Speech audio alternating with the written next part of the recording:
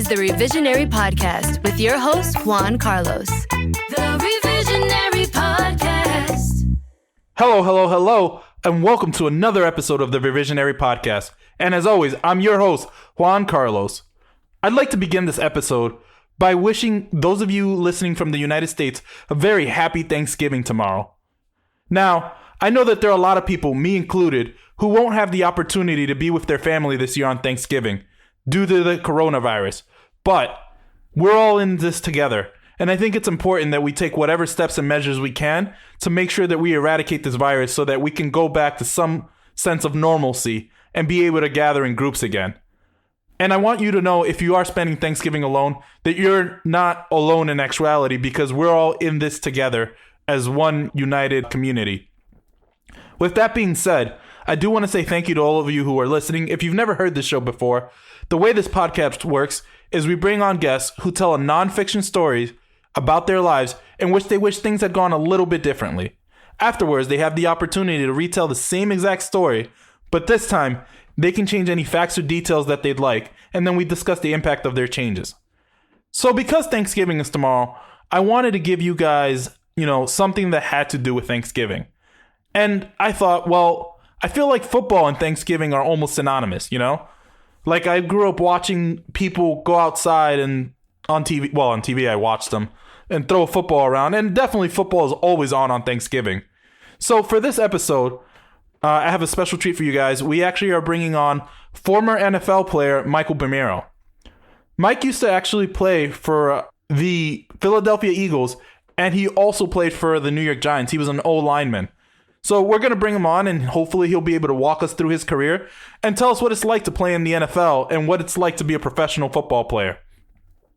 So without further ado, let's go ahead and see if we can get Mike on the line. Hey, Mike, how are you? Hey, what's going on, man? How's it going? It's going great. Thank you so much for coming on the Revisionary Podcast. We're happy to have you. No problem. I'm happy to be here, man. Happy to support. I'm glad you called me up, man. I'm glad to be here. So what have you been up to? Not a whole lot. Keep myself busy, man. I've been doing a lot of training and working. I've been working with Enterprise now for about 2 years. And I also been training boxing for 2 years as well, too. Hasn't took that little detour after I stopped playing football. So you're correct me if I'm wrong, you're a Golden Glove champion? Is that right? Yeah. The Pennsylvania State Golden Gloves champion 2019. Technically 2022 since they canceled this. I'm the defending champion. Period. The end. Yeah, there's no Golden Gloves. That makes me the champ. Get your flex on. I see you. You know what I mean? You got to. So that's why you see every post you see on Instagram. I got another Instagram account, by the way. Separate account. Every Instagram post you see, defending champ. Excuse me. I did not know I was in the face of royalty. My bad. Defending champ. Yes, sir. That's pretty cool. How'd you get into that? Or should I leave that for a little bit later? That's up to you. I don't mind. To be honest with you, I got into boxing trying to figure out a way to get better at football, ironically. Yeah. Trying to figure out a way to better use my hands, use my speed, cut weight down, started working with different boxing trainers. And they got me really interested in it. And all the training, it actually made me fall in love with the sport. Right. And watching it that much, took a couple of amateur fights, had fun doing that. Then after a couple of amateur fights, turned into joining the tournament last year and then winning for the state of Pennsylvania. Got you. I remember I was watching an interview, I think it was with Mario Lopez, and he was talking about how he enjoyed boxing and one-on-one sports so much better than team sports because it was just you in the ring and you had it was all you. You just kind of had to defend on your strength and your abilities and that's it. Is that how you feel? Nah. That sounds like somebody got accountability issues. No, that's not me. I love team sports, man. Don't get me wrong. I still love football. I will always love football. Yeah. But boxing, it does put more of the onus on yourself to do better and to perform, which I like that as well too. But no, you can never get rid of the camaraderie that you build playing football, man. The team lunches, the practices. You build war stories with the guys around you playing football. So no, never that. And you were an O-lineman. Right? Mm-hmm. So I guess one could say that you've enjoyed getting punched in the face for quite some time now. Not necessarily in the face, maybe the chest and the arms, but I feel like, my time playing offensive line, I did a lot more of the punching and the hitting. Oh, okay. At least I tried to. At least I tried to. I ain't like I was the best in the world, but I mean, I did my best, Yeah. It was fun doing that, especially at the league level and in the college level. College level, obviously, Stony Brook, we were the best when I played. Oh, absolutely. Yes. I thoroughly enjoyed watching the football games, and I'm not even a big football fan, but I remember going out there and cheering for you guys all the time because you guys were so good in my time. Yes.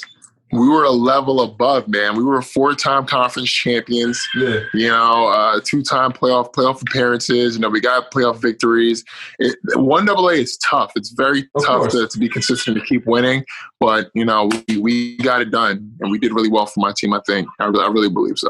I really enjoyed because out of everybody on the football team, I because of who introduced us, I probably knew you the best. But I used to love, so I always used to root for you. I used to love rooting for Miguel Masonette when he used to get the ball and watching him. Oh boy, Miggy! That was so much fun. And it's funny because I used to follow you guys afterwards. I don't know if I've told you this. I think I have. I remember after I graduated, I ended up going to law school down in Jacksonville, Florida.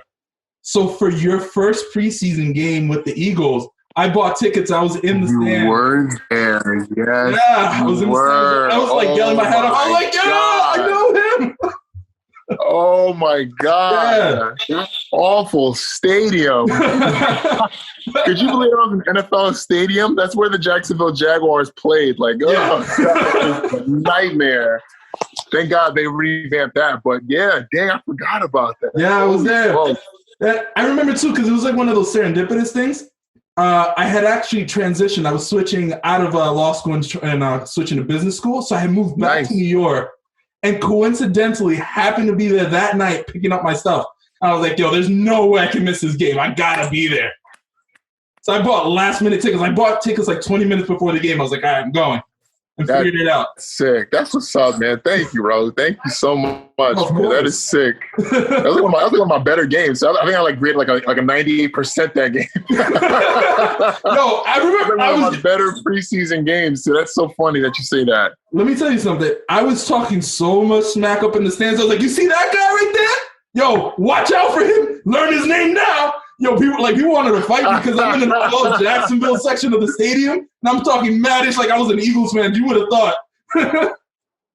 Man, it was so much fun, though. That's what's up, man. Thank you, bro. No, of course. Why don't we go ahead into it? I don't want to detract too much. Mike, the stage is yours. Go ahead and tell us your story.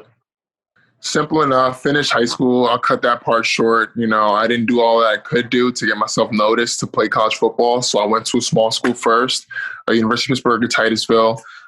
Went there just to kind of like what you said, actually. I was actually planning on going to law school. So I went there to study pre-law first. But then after a semester, I was super heavy. And my brother was like, listen, if you're going to at least go to school just to study, at least play football to cut weight down. And I said, sure, why not? So then I transferred back to Stony Brook that winter. And it took off from there, man. For my first season there, I redshirted, watched the guys in front of me. They had another offensive tackle in front of me at the time. The following season, the tackle in front of me he just up and quit. Hold on. He didn't want to play football anymore. So you did your freshman year at one school, and so now you're talking your sophomore. What would have been your true sophomore year? You redshirted. Yes, sir. Yep. So, because technically they thought that I still had another year to play, or maybe they didn't. I don't know. Clearly, somebody there didn't know how it was going to affect my eligibility. And moving on from there, I go there. My second, which is my true freshman year, my first year with the ability to play.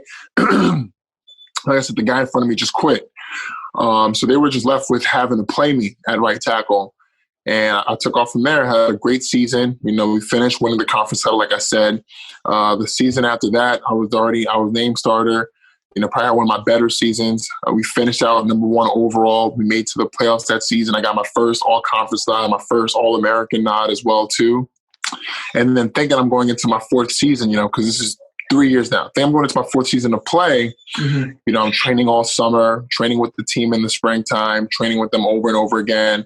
Going into June, July, I go to the our athletic liaison to get, my money for student. That's what I'm looking for. looking to get the money to cover my tuition. Because I got my scholarship then. Because originally I had just walked on. I was a walk on at the time. I wasn't a scholarship guy. I was on a walk on, and then this final season I was going to get my full scholarship. And when I get there, the guy tells me, "Well, we thought you were graduating." And I said, "Well, I'm not. I'm here to play one more season." Yeah. And then they go into this spiel about how, I don't have any more eligibility left, and that if I really wanted to get another year, I'd have to go through different court cases, and it just seemed like, the ball was dropped on my eligibility, on when I was supposed to be playing, on if I still had more time to play or if I didn't. Because if I had known that, obviously I'd have been preparing to go into the NFL, which I wasn't. I was preparing to play college football. Right. So, and this is middle of July. And around that time, teams had already had their mini camps, their training camps. They've already had their rookies introduced to the team. They're getting ready to come back and start the season. So I have this small 2-week window to either take NCAA to court and get another year to play, or find an agent and play NFL football. Mm-hmm. So I took the latter. And I felt like I was blessed with that opportunity that, the agent that took me on, it was a very short time, to train. And after that training session, we had an open workout for about 18 different NFL teams that came in and watched. And I went with the Eagles. And I picked the Eagles that season. I made it. Go ahead. Let me ask you a question. So when you're going through these trainings, what kinds of, because you're an O-lineman, so what kinds of things are they looking for? Like, what are they putting you through, and how are the teams grading you? Sure, they're looking for speed, they're looking for strength, and they're looking for change of direction. Right. A lot of footwork stuff. In all honesty, a lot of footwork stuff. They want to see how quick you can move your feet from cone to cone in an offensive line stance, how strong you can be in that stance, how much force you can punch with, how strong you move. Looking for a lot of that stuff. It's not really. You would think they'd be looking for strongman competition stuff, but no. These days, offensive linemen are looking for guys who are kind of like tight ends now. They're quick on their feet, quick on their toes, and they're able to get in front of the guy they're blocking. So that's really what a lot of what they're looking for. And I feel like at the time, from the training that I had at Stony Brook, I possessed that for them. Right. And that was the opportunity I went with the Eagles. Why did you pick the Eagles in particular? It felt like I felt like my agent at the time and my trainer, they were all leaning Eagles at the time too. And the Eagles deals seemed a lot more of a better benefit for me as well too, in all honesty. Hindsight, of course, I probably would have taken more time to make that decision, but I went with the Eagles, went there, was on their practice squad for the season, finished that season, went through the next season, didn't finish through camp, then finished the rest of that next year with the Giants. Mm-hmm. And then after that season with the Giants, I sat out a year, didn't play any football, was home training, just driving myself crazy until the next opportunity came, which was playing in Canada, which I did for the following season. So now, what's it like being on a practice team? Like, what does your day-to-day look like? It's pretty much the same as everyone else's. to the point where when people like differentiate the two, it's almost like offensive, because at the end of the day, the practice squad guy, you're there because as soon as one person goes down, you are immediately thrusted into that position because you've been practicing that position the entire week. Right. We actually show up earlier than most of the guys do, because we show up with the rest of the team. We show up with some of the rookies. We show up earlier. We do all the same work, all the same training, all the same film study. We even rotate, during the sessions for, I want to say team. Like, it's easy to understand what that means, but like when you're practicing team reps like they do in the game, you're rotating in with the other offensive linemen so that the play, so that when you're jumped in there, it's not a misstep, it's not a miscue. You don't know who's playing next to you. So at the end of the day, whenever you hear guys is on their practice squad, he legitimately is one play from being put on the main roster and playing because he knows everything that's going on. And do you play scrimmages to stay sharp and keep in that game mode? That's what team sessions are. That's what I meant when I said team sessions. So team sessions is you going against the first defense, going against the second defense, with the first offense, with the second offense, over and over again. In reality, there aren't even enough players on a roster to have a first and a second offense or defense. Right. If you count all the offensive linemen on an active roster, you'll probably get 6. And that's not enough to have a first and a second team. That's enough for a first team and a guy who can rotate into each position. Right. So that's why, when you have a practice squad, when they're running team scrimmage reps, you're rotating in with the first team to get those reps against what the looks that you're going to see on defense on Sundays in the morning. I don't know if I'm allowed to ask this. Feel free if you don't want to talk about this. But what happened? Like you said, why did the Eagles walk away? The Eagles situation, it was tough. I feel like it was really tough. I feel like a lot of it was I was young at the time. Mm-hmm. I don't think I was mentally prepared or physically prepared for what they were asking for. I think I might have mentally been a college player at the time. Mm-hmm. And in the second year, it just felt like it was just all weighing on me, and it's stressful. It's mm-hmm. extremely stressful. And I feel like, was there a lot I could have done better? Of course, if I had, if I had the mentality that I have now, would it have been a lot easier? Absolutely. But it is what it is. I just didn't get it done, and that's why I wasn't there anymore. Right. So then walk me through, I guess, or your free agency of sorts to how you got from the Eagles to the Giants. Like, what was that process like? It was nuts. So there was about a month or two where I was in and out of workouts for different teams. Right. So I'd be flown out to a different team one weekend, flown out to a different team another weekend, worked out, we'll give you a call, worked out, we'll give you a call, worked out, we'll give you a call. But no workout was ever the same. There'd be always different stuff. Like, I literally think I did offensive line workouts in two teams that I worked out for, and I worked for about 8 teams. Other times they'll have you do 40-yard sprints, they'll have you do shuttles, they'll have you do over-the-bag drills.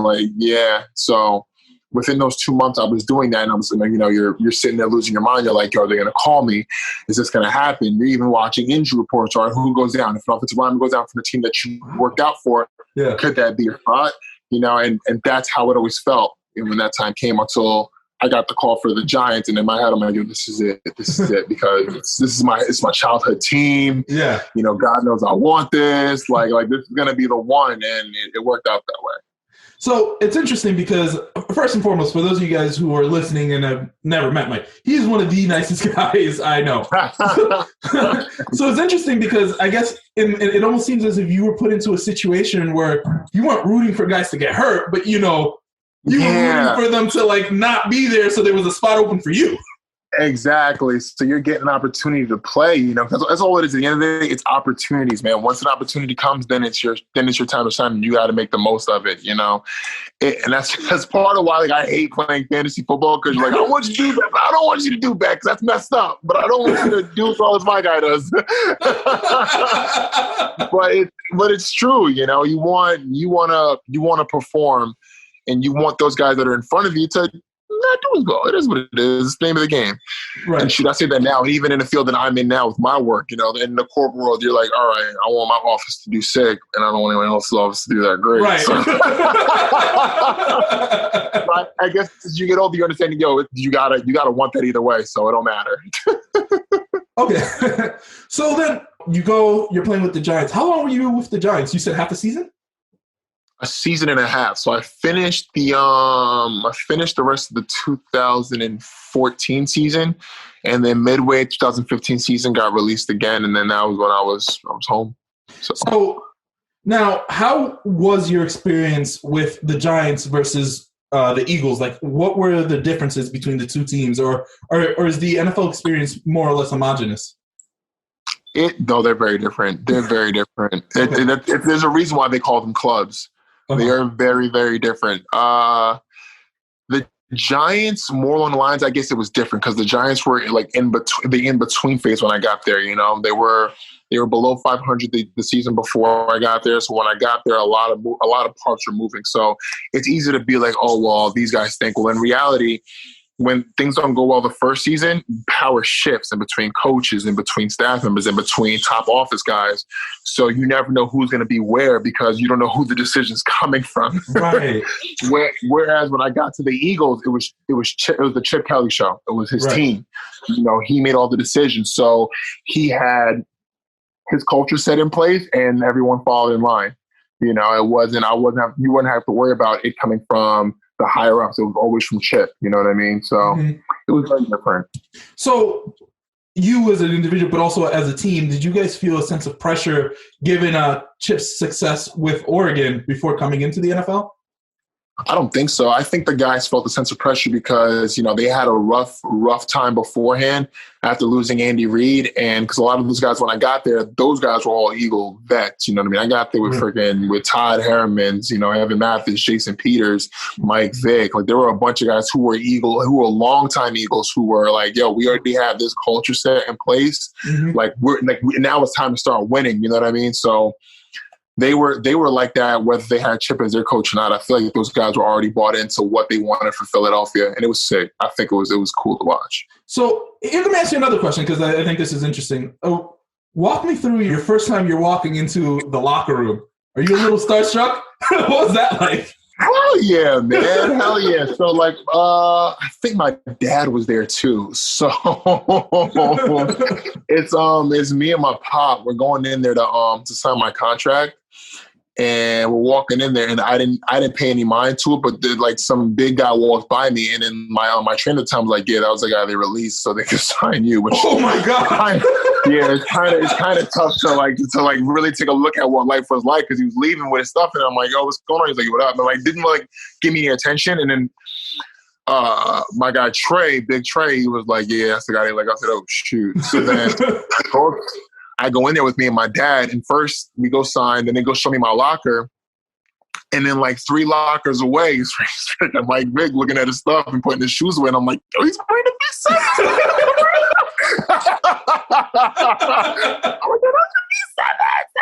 I'm like, oh shit, like this is real. Like, you know what I mean? Like there's dudes in here who have their name on their sneakers for real. And my dad was there. And after a while, like my parents got super comfortable just running into random freaking NFL players and just saying hi, because the Poconos is about an hour and a half away from Philly, so they were up there whenever they could. Shout out, my supportive parents. They're super supportive. I love them. Right. But they were, my dad was there, like I said. We saw Mike Vick there at the time, and I think that was the only person that we saw. Yeah, he was the only one that we saw that day. But right.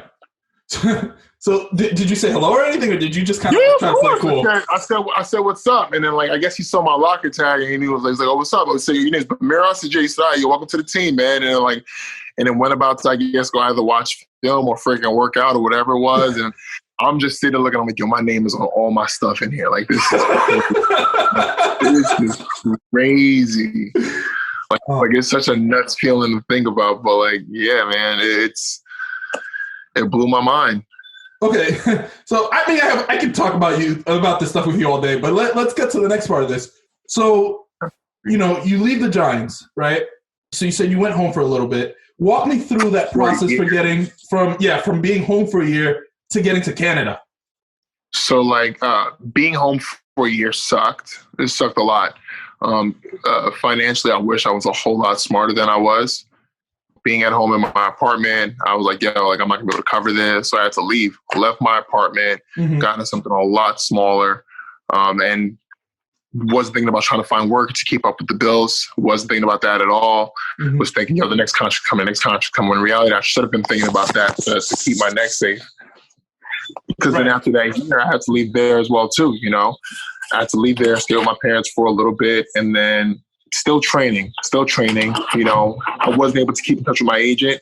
It felt, and it's the name of the game. When you're not wanted on the market, your agent is not going to be there as well too. Right. As much as they want to make it sound like they will be, like they make you seem like you're their best friend, but when you're not hot on the market, they're not really going to be quick to answer the phone. And at that time, young me, the decision I made, I said, hey, I need a new agent. So I found a new agent. Yeah. So I fired my agent, found a new agent. This new agent, was helped me find a new gym to train at. I'm training at this new gym, and he put the feelers out for Canadian football. And I got a call from Montreal. They called me up, flew me out there in Canada for the freaking first time in my life. Not only Canada, but freaking French Canada. I was in French Canada for the first time in my life training. Right. And this is probably the most stressful workout process ever, because we did one workout, and their all front office at the time was so tumultuous at the time that they didn't make a decision on who they were going to keep till a week later. They kept me in a hotel room for a week without knowing if I had a job or not. I already quit my job. back home thinking this is it. And I'm there for a week until they finally decided they were going to keep me. Right. Which is cool. But yeah, that was that process. It was tough. You have to be realistic with yourself, once that time hits. And I got realistic. I found a small here and there job working with windows and siding. And then I got the call for Canada and I was out. So what was that like, playing in the CFL versus the NFL? Yes, they're different leagues, but could you walk us through some of the most jarring differences? Heck yeah. Speed of the game obviously is way different. They play a yard off the ball, so the game in the NFL is a lot quicker, but the field is longer, which you don't really notice. And just, I don't know, just the level, of the way things are done there, it's a whole lot different. It's a lot different. You're used to the NFL, you lose a sweater, you can go find another one. It ain't the same in Canada. You lose a sweater, that one's gone. You are not getting that sweater back, Right. And you have to be realistic with that. And understand it for what it is. But at the end of the day, the pay is okay. It's not great. It's not going to be NFL money, if that's what anyone's ever thinking. It's going to be good enough, but it's not NFL money. And you make it work for what it is. Are there any so did you know anyone else who was playing in the league just from playing college ball? Playing in the NFL when I was playing in the NFL? Oh, I more meant the CFL, but yeah, either or. Oh, from the CFL. Oh, yeah. It's weird. It's crazy. So when I got to the CFL, my one teammate from the Eagles who got cut the same year I got cut was playing in Montreal. BJ Cunningham, that was my dog. I think he's still playing. He's still playing there now. Yeah, that was my boy. It was crazy when I ran in. I just said, BJ, ECO was good. My boy. Yeah, man. He was playing in Canada too. And what, is the CFL as regarded in Canada as the NFL is here, or is it one of their top leagues? I think it is. I mean, clearly it'll never be NHL. Let's keep it real. It'll never be hockey, but they do get a pretty good turnout. I will say that. When I was playing in Montreal, mind you, Montreal shares their field with the college football team. Uh-huh. They share their field with the college football team, and they had a pretty good turnout every game. It was pretty live. It was active, but like I said, I mean, it's not the NFL. Look, I get that. I'm not comparing. So walk me through this. What's it like when you walk through those tunnels? I mean, you've done it at different levels, so pick your favorite. You walk through those tunnels, the fans are cheering, you're getting on the field. What's your mentality? What's that like? I mean, you're already psyching yourself up in the locker room, but as soon as because mind you, the doors are soundproof, so you don't really hear the crowd going crazy. But once you open the doors, especially for Philadelphia, holy smokes, it's deafening. Yeah. And your heart is racing just 1,000 miles an hour. It just gets you going. It's another world coming out of the tunnel, seeing all the fans cheering you guys, cheering us on. Rain, sleet, or snow, they're cheering, or if they're mad, they're booing. But it's another world.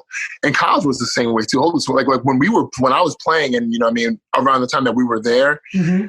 That was probably the most energetic I think I've ever seen Stony Brook football ever get the crowd. Right. I don't know if you've been to the games as of recently. Yeah. It is for what it is then, but it is not what we were. You know what I mean? And I do feel bad because those guys don't understand. We used to have standing room only games. It was. I remember. It was raucous, and that was probably the most excitement that I would feel. Can I tell you something? I remember going to those games, and it was I think it was my sophomore year. Going to the games, there weren't that many people there, so that would have been your sophomore year as well. Because I think yeah. Right. So I remember there weren't that many people there. But then I remember a few years later, you guys would come out in those black jerseys. Do you remember those? And every single time you guys wore the black jerseys, I was well, there's a funeral tonight because Stony Brook's about to kill him. Absolutely. When we broke out the black jerseys, that was the first outright conference title we won. We broke out the black jerseys. It was a wrap. I remember we are undefeated in the black jerseys. Well, my year, my team, we were undefeated in the black jerseys. I remember. I don't know what it was, but something would come over you guys, and it was just those black jerseys were on. You guys were not. It was game over. It was game over. One of my favorite moments as a fan, I remember, was I think it was against Albany, second round of the playoffs. And I want to say it was Dom Reyes. Yeah, Got that interception. in the end zone. Yo, I remember the end zone. Exploding. So I'll never forget that, man. He's a legend. Yeah, I mean, shout out to Dom. If you ever get a chance to hear this. So now let me ask you this: Philly has this tradition of having very passionate fans. Did you get any interesting jeers your way, or any can you hear the boos? Can we hear the boos? That's all. My first few games there, that's all we did here. We were my first game there. I think we were playing the Chargers on Sunday at 1:00, and it was a sold out game. Yeah. We went. Our second drive was another 3 and out, and the boos were deafening. Like the offense couldn't even hear the play. We were like, "Yo, what is going on? Are they booing us?" And my boy at the time, Julian. I mean, he's still my boy. He's definitely still my boy. Julian tells me, I'm like, "Yo, are they booing us?" He goes, "Welcome to Philly." I'm like, "Yo, they're booing us." Like, I've never in any bit of anyone of college football ever been booed by the home crowd. Yeah. So when I was so lost when he started booing us. That's wild. All right, so I'm having a good time. Just this is so interesting to hear this firsthand because you read interviews, but you rarely get a chance to sit through someone who's lived these things. Right. What if you could go back, right, and change any details or facts about your story and in your career? What do you think you would have done differently? What do you feel you wish had gone a little bit different? It's sad. As much as I loved it, I probably would not have put myself in the more stressful situation of trying to make a spot in Philadelphia, my first go around. I probably would have looked a little bit deeper into the landscape of what place I was going to. When I went to Philadelphia, they legitimately had 9 offensive tackles there trying to make a spot for 3 spots. Right. And it was a new coach. That doesn't add up at all. And it's a new coach, 9 offensive tackles, literally 3 guards are there. So it's like that we're all my first week there, I legit would get 2 plays a day. Mm-hmm. And I thought that was okay. When I'm looking at other rosters, they got 4 tackles, 5 tackles, 4 tackles, 5 tackles. I'm here with 9. Mm-hmm. I see. You know what I mean? So at the time, maybe if I would have looked a little deeper into it, I would have probably paid more attention to it, not taking the contract offers as to what's shining the brightest in front of me, but what's giving me more of an opportunity that they're saying, "Hey, we want you here, so we know what'll be a better price for you," instead of thinking, "Hey, we're shooting for the stars at this price." You know what I mean? Mm-hmm. I probably would have done that. And who knows? Maybe it would have went different. Maybe not. I never want to call that. I'm appreciative for what I had anyway, but I definitely would have probably picked a different situation to go into to make sure that it would have been a little bit more of a smarter transition for me to go into as an offensive tackle. What about the things that were a little bit more in your control? Was there anything that you would have done differently in that regards? More in my control? I mean, obviously that was a lot in my control. That was the day-to-day once you sign. Oh, yeah, of course. Eat better, live better. I went, me and my best friend Scott, we talk about this all the time where we would joke and say, "Yo, we would eat 3 Papa John's pies of pizzas and play on Friday night and play on Saturday night and still kill the team." But in reality, that's definitely not the way you should be living your life. So I probably would have. I mean, I'm on a pretty good diet plan now, which has helped me drop the weight for boxing. Uh-huh. I probably would have found a sick diet plan and would have stuck to it, so that not only with my mind in tune, but my body would have been in tune with that as well. So that definitely would have. Who knows? Yeah. No, of course. Yeah, I can see that. And so now, let's say you had gone to, say you had gone to a different team, it doesn't matter which team, you have a little more time to get more reps. I know you mentioned that, it could have gone either way, but do you feel that those reps would have been the difference into you developing and playing more consistently? Absolutely. Not only those reps, but play style. When I went to Philadelphia, I had never played a a no-huddle offense or a spread offense like that before ever. So that whole style of offense completely was different for a guy who had just finished practicing to play college pro style football to playing spread. So that whole format of football was different for me. You know, Philadelphia was not the way I've ever been coached to play football, but I learned a lot playing there. But the style of football would have been different. The reps would have been different. It probably would have just been a better situation for me, but it is what it is. For those of you who are listening who don't know what those things mean, could you really quickly explain? Oh yeah, I'm sorry. Okay, so spread and sprint style football is what a lot of what Chip Kelly did in Oregon, where he'd have it'd be a lot more pass plays. The pace is a lot quicker, and your offensive linemen are in a 2-point stance pretty much the entire time. Granted, it looks like that should be easier to play. But when you want to down block and get underneath off the defensive linemen who already have their hand in the ground, you have to learn how to strengthen muscles in your legs and on your hands to come out of a nearly standing stance and block those guys. In college, I can honestly say I've never done that. Besides pass plays, I had never ran block in a 2-point stance, never had to do that. It just wasn't a style that I had done before. Mm-hmm. So that style of offense was completely brand new to me. So not only am I learning a different style of football, but I'm learning it against the best players in the world. Right. And when you with the Giants, were they playing more of a style that you were used to? Absolutely. They were playing a pro style offense that I knew. So at the time when I got there, it was like, it almost felt like, like even like at the time the coach said, you probably should have came here first. And I'm like, yeah, probably. Probably would have been better for me to do so. But like I said, at that time, they were going through so much turnover and changeover. You couldn't afford to be learning on the job. You had to either be great or they were going to move on. And as you can see from the way the team looks now, it is a completely different team than from when I got there. And they've been constantly changing because they've been in that stage where they had to find new things to do for their team. So if that would have been my first option, it probably would have been that way. Probably would have gone to New York. So now when you got to Canada, what was that style? Because you did mention that there was a difference in the dimensions and stuff like that. Was that also football that you were more used to? No, it was spread again. It was more spread style bullcrap. I'll be honest with you. After college football, I can honestly say after the Giants, I've never seen a 3-point stance ever again. It was more of a 2-point stance. Pass, a lot more passing.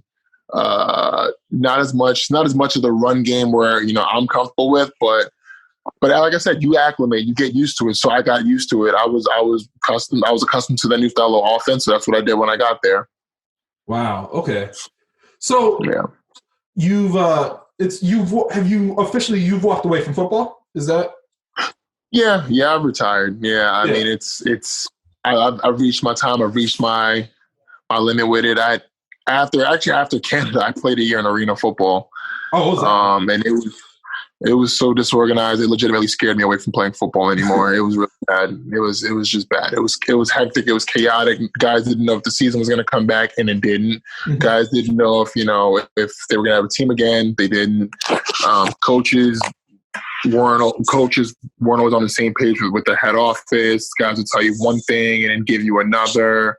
It was just a lot of chaos, and it honestly scared me away from it. And yeah, because then you'd also see guys who would be lifers for arena football, and in my head, I'm like, I'm not going to spend the rest of my life doing this just to make regular wage, put my body on the line, for that. Like I could find another job here and do that. I did get my degree, so I'm not stupid. Right. So yeah, that's what I did. I had to step away from that. So do you feel that it's difficult walking away from football? And do you feel that a lot of athletes have struggled with walking away from the game? Absolutely. It's very difficult to walk away from. Listen to me now. I even have trouble saying that I stopped playing football, knowing damn well that I'm not playing football anymore. It's very difficult to walk away from football because it's, for a long time, it's what you invest your life in. What you put your heart and soul to, what you pray for every night. You pray for that opportunity to come, and you're praying the next day is going to be the next day, it's going to be the next day, it's going to be the next day, and it doesn't come. So it's very hard for a lot of guys, and it's even harder for guys who are in it. Whenever they reach that point, they just look at themselves and they say, "Hey, this is all I've known. I don't know anything else. What else would I do if I'm not doing this?" And now I was getting to that with the lifers for arena. It's like, there are guys who just do that and then do a side job afterwards, and they just keep doing it. And in my head, I'm like, man, what am I going to do when I'm 37, 38, 39? Like, I'm not going to come back and play real football with no 401k set up, no nothing. Like, it's not happening. So, do you feel that people who were higher picks have a lot more pressure with walking away because the organization invested more money into? Absolutely. The higher the picks, the more money they're paid, the more it seems like they're a commodity. They're a product of that team, so they owe that team for what they put out there. When in reality, I mean, you're gambling with your body out there every single day. So you really owe it to yourself when that time comes. Yeah, you put the work in to be noticed that well. But if something happens to you out there and they're done with you, they're done with you. You're not done with your body. You have to walk home you have to wake up every day. You have to walk your kids every day. You have to be able to tell your kids, hey, I can't really play baseball with you because I can't walk. I got a bum knee, Mm-hmm. So it's a difficult conversation to discuss with players who are at that higher peak position because it's hard to walk away. You can't exactly walk away unless they don't want you anymore. Right. Thank you. Because I know we've had this conversation in the past. It seems like fans get upset. Like, you remember all the outlash when Andrew Luck decided to walk away. Fans were legitimately upset about that.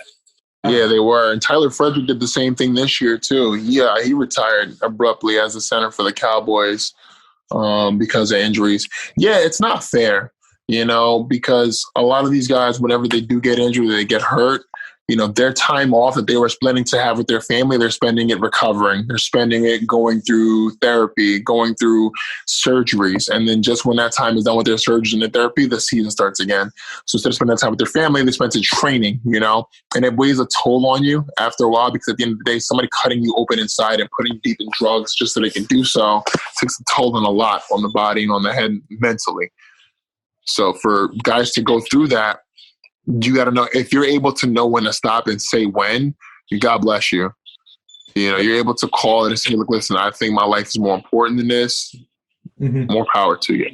That's interesting. I think it's interesting to hear from that perspective because I had never thought about it that way. It's easy as a fan sit there and just be like, "Oh, my team just spent X amount of money and paid him this much. He owes me this." But you're right. The players don't owe the fans anything. So, it's the truth. I mean, and it's tough to hear because you always hear these conversations about how LeBron is this, he's this champion because he left the team. At the end of the day, these teams don't care unless you perform anyway. That's true. My favorite argument is Derrick Rose got traded on family vacation. Did he really? Yeah, he did. He got traded on a boat with his family from the Bulls because they had enough. You know what I mean? So who should you really align to? Like, why are you aligning to these teams? And if they don't want you no more, they don't have to ask you if you want to stay or not. They just do it. So more power to the NBA for giving their players the power to do so, to make super teams. And, the NFL should start following suit. Fair enough. Look, I want to thank you for coming on to the Revisionary Podcast. I think this has been extremely interesting for me personally because it's a whole different perspective that I feel like a lot of people just don't get to sit down and have these conversations and hear what it's like going through it from the other end. Before I let you go, we have two traditions on this podcast. The first being, do you have is there any way you could share like a quick story from your childhood that puts a smile on your face or just makes you generally happy? Oh, that's a good question. This story that makes me genuinely happy. Everyone has those family stories that you kind of think about. You're like, that was fun, or like, that's a good memory. My first time playing junior high football. I mean, obviously it's super unorganized, and when you're a kid, you guys are just running all over the place. But that's what it looks like now. But then I felt like I was playing like real football. And I got a scoop and score touchdown, which was so sick. I got a scoop and score touchdown on a Saturday morning football game for like no one in the stands. I thought I was the man. So yeah, back in CI football. Shout out Central High School, Long Island. That's pretty dope. And last thing before I let you go, what was your favorite Perk from your entire career, like at any stop in your playing career? What was like your one perk? What I mean by perk is like something like, oh, I got a cool jersey here, or like we had cool uniforms at this stop, or like, you know what I mean? Like fans would say hello to me, like that kind of thing.